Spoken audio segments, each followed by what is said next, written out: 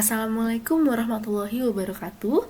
Perkenalkan, saya Humaira Zianova, mahasiswa program studi S1 Statistika Universitas Padjadjaran.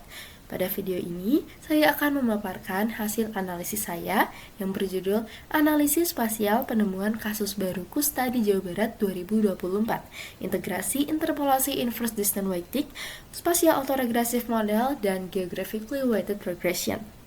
Kusta masih menjadi masalah kesehatan masyarakat di Indonesia, dengan 12.798 kasus baru pada tahun 2023 yang menempatkan Indonesia di peringkat 3 dunia. Sebagai pulau terpadat, Jawa Barat pada tahun 2024 memiliki kasus kusta yang tidak tersebar merata antar wilayahnya, yang mengindikasikan adanya pola spasial. Oleh karena itu, diperlukan pendekatan statistik spasial untuk menangkap ketergantungan dan variasi lokal yang tidak dapat dijelaskan oleh regresi klasik. Data yang digunakan dalam analisis ini merupakan data cross-section dengan unit spasial yang digunakan, yaitu 27 kabupaten kota di Provinsi Jawa Barat, di mana seluruh datanya berasal dari Badan Pusat Statistik Jawa Barat tahun 2024. Variabel dependennya yaitu jumlah penemuan kasus baru kusta dengan satuan jumlah kasus per 100.000 penduduk, sedangkan variabel independen meliputi kepadatan penduduk dalam satuan jiwa per kilometer kuadrat, persentase rumah tangga yang berperilaku hidup bersih dan sehat, dan persentase penduduk miskin. Sebagai keterangan tambahan, terdapat 2 data hilang pada variabel kusta di Kota Cimahi dan Ciamis. Tahapan analisis terdiri dari 7 tahapan yang dilaksanakan secara berurutan, di antaranya analisis deskriptif, diagnosis data spasial untuk mengetahui metode interpolasi yang tepat, ordinary least square sebagai model baseline, analisis korelasi spasial, pemodelan ekonometrika spasial, dan geographically weighted regression. Sebagai analisis deskriptif awal, peta sebaran menunjukkan bahwa kasus kusta di Jawa Barat tidak merata, dengan nilai tertinggi ada di Kabupaten Indramayu. Lalu, kepadatan penduduk paling tinggi terlihat di Kota Bandung, sementara PHBS tertinggi berada di Pangandaran. Selain itu, penduduk miskin terkonsentrasi di daerah Indramayu dan Cirebon. Secara keseluruhan, semua variabel terlihat memiliki pola penyebarannya yang bervariasi. Berikutnya, dilakukan serangkaian tahapan diagnosis data kusta. Hasil uji normalitas menunjukkan bahwa data kusta tidak berdistribusi normal. Berikutnya, uji stasionaritas rata-rata dilakukan melalui model tren spasial. Pada tren orde pertama, koordinat X dan Y signifikan, yang menunjukkan adanya kecenderungan perubahan nilai kusta secara geografis. Analisis dilanjutkan dengan tren orde kedua, dan seluruh komponennya signifikan dengan nilai AIC lebih kecil dibandingkan orde pertama. Hal ini menunjukkan bahwa pola perubahan penemuan kasus kusta tidak hanya bersifat linear, tetapi juga dipengaruhi oleh interaksi dan efek linear antar arah geografisnya. Lalu pada tren arah, terlihat adanya kecenderungan peningkatan nilai kasus, terutama pada area utara selatan, yang semakin menguatkan indikasi adanya tren spasial. Nilai semivarians juga terlihat meningkat seiring bertambahnya jarak dan tidak mencapai titik seal atau mendatar. Dengan begitu, dapat disimpulkan bahwa data kusta tidak stasioner dalam rata-rata. Lalu, berdasarkan uji Levin, pada arah barat-timur variansnya homogen, namun arah utara-selatan variansnya tidak bersifat homogen atau heterogen. Artinya, datanya tidak stasioner dalam varians dan ada perbedaan tingkat variasi kasus antar wilayah berdasarkan posisi geografisnya. Selanjutnya, uji autokorelasi spasial dengan Moraz I menunjukkan adanya autokorelasi spasial positif yang signifikan pada penemuan kasus baru kusta. Berdasarkan directional variogram, terdapat perbedaan dari sisi tingkat kenaikan semivarian maupun jarak jangkauan, yang mengindikasikan bahwa pengaruh jarak terhadap variasi kasus kusta tidak sama ke segala arah. Dengan demikian, data kusta bersifat anisotropik.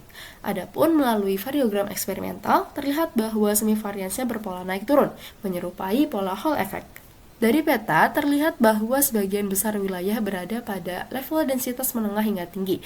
Rata-rata jarak tetangga terdekat sebesar 0,208 menunjukkan bahwa titik observasinya cukup rapat untuk interpolasi spasial. Berdasarkan hasil diagnosis ini, diperoleh bahwa data kusta ini tidak berdistribusi normal, tidak stasioner dalam rata-rata dan varians, menunjukkan anisotropi, densitasnya tinggi, serta memiliki pola variogram yang kompleks.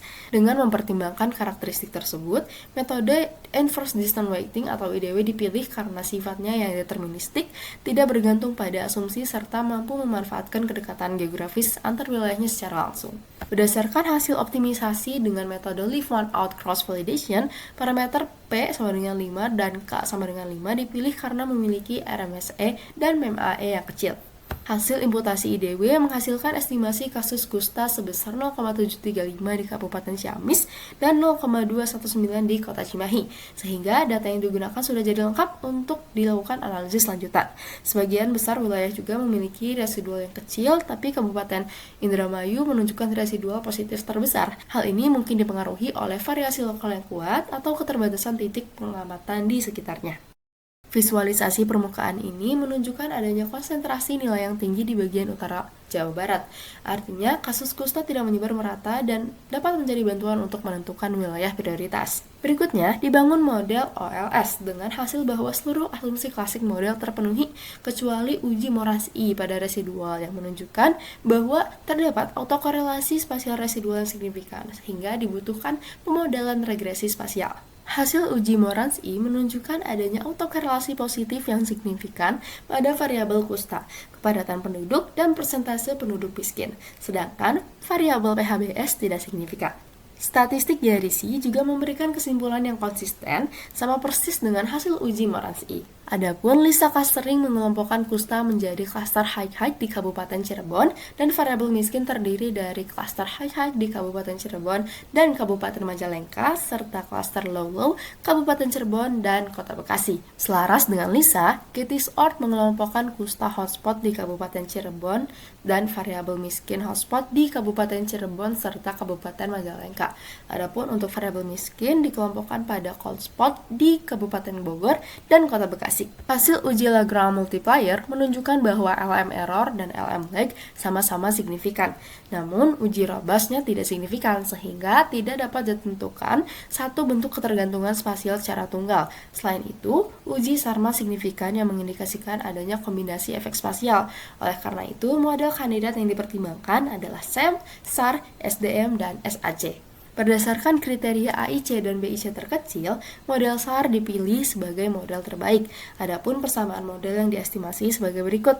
Hasil uji likelihood ratio-nya menunjukkan bahwa penemuan kasus kusta di suatu wilayah dipengaruhi secara signifikan oleh wilayah sekitarnya, yang ditandai dengan nilai rho yang signifikan. Dari hasil perhitungan impact ini, diketahui bahwa peningkatan kasus kusta di suatu kabupaten atau kota itu jauh lebih dipengaruhi oleh kondisi kusta di wilayah tetangganya daripada oleh perbedaan kepadatan penduduk, PHBS, atau tingkat kemiskinan yang dimodelkan secara langsung pada model.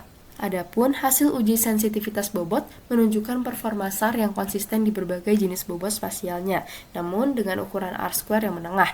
Peta prediksi dan residualnya menunjukkan bahwa model SAR sudah menangkap pola spasial global, namun residualnya masih lebih besar di wilayah utara, terutama Kabupaten Indramayu. Hal ini menandakan adanya heterogenitas spasial, sehingga analisis dilanjutkan dengan GWR untuk menangkap variasi pengaruh secara lokal. GWR dibangun dengan adaptive bandwidth diperoleh 0,1873 atau sekitar 5 tetangga terdekat.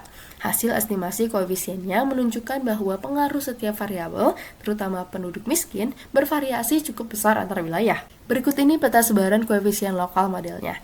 Bisa dilihat terdapat gradasi dari barat ke timur, yaitu semakin rendah ke semakin tinggi. Pola ini menunjukkan kalau hubungan antara variabel ini memang tidak seragam untuk seluruh wilayah. Hasil uji T lokal menunjukkan bahwa kepadatan penduduk hanya signifikan di Kota Bekasi, sementara PHBS tidak signifikan di seluruh wilayah.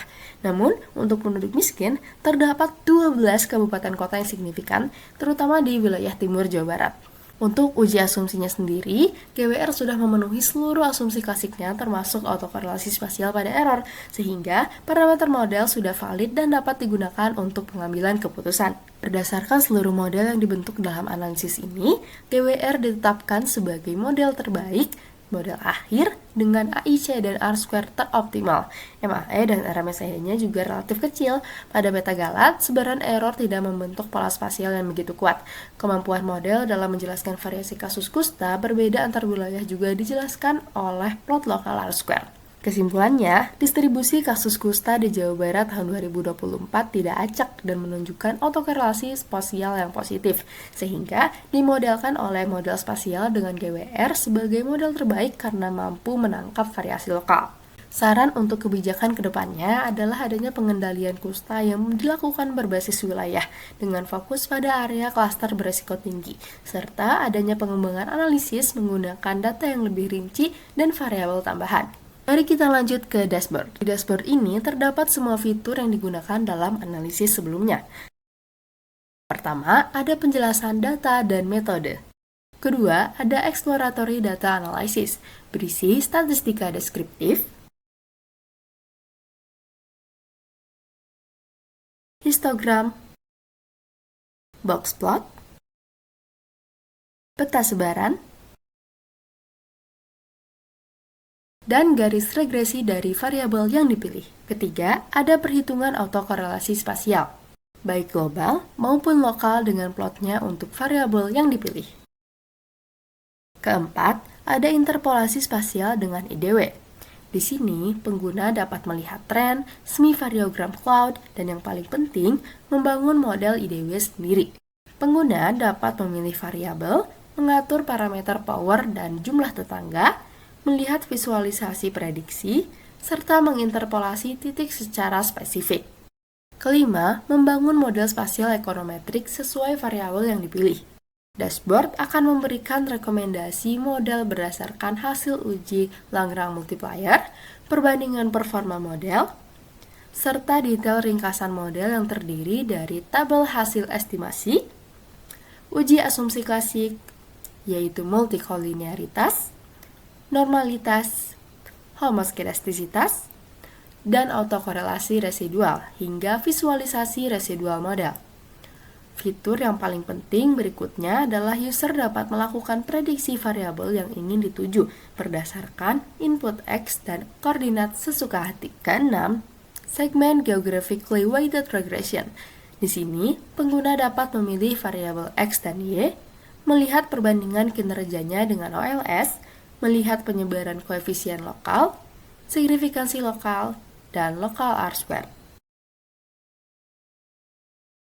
Terakhir, pengguna dapat memilih matriks bobot spasial antara Queen atau Rook yang akan diterapkan ke seluruh analisis, serta memilih tema dashboard antara light atau dark mode yang diinginkan sesuai preferensi masing-masing. Baik, itu saja yang dapat saya sampaikan. Semoga bermanfaat. Wassalamualaikum warahmatullahi wabarakatuh.